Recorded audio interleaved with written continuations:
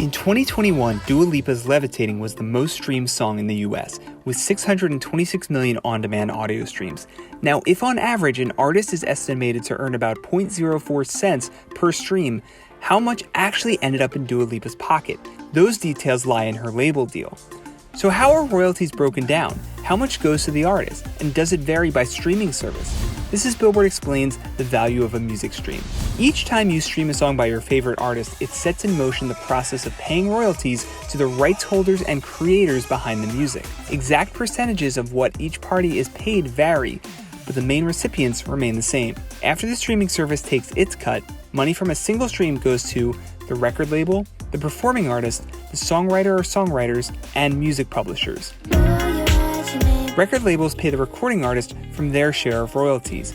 A young artist signed with a record label might receive a common rate of 20% of the label's streaming royalties. A singer who is also the songwriter will make more money on the publisher's share as well. Using a global royalty average, for every $1 a streaming service makes from music, labels typically make about 43 cents and artists receive about 10 cents.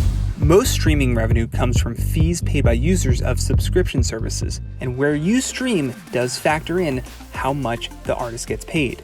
Based on reported estimates, the most popular platform, Spotify, pays about 0.55 cents per stream. Amazon Music pays about 0.5 cents. Artists see the most bang with Apple Music, which pays about 0.98 cents, and Tidal, which pays about 1.6 cents per stream. Each platform has a different way that they value music. No streaming platform is the same, and this kind of also depends on the user themselves. Whether you have free, paid, or premium also affects how many streaming royalties are going to artists.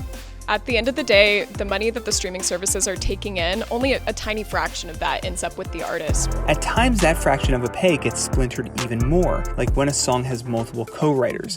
Country, R&B, and hip-hop and pop songs typically have more than one writer. Stay by the Kid Laroi and Justin Bieber had 9 co-writers who would split the songwriter's share of royalties. Songs featuring a sample will typically pay royalties to those songwriters as well.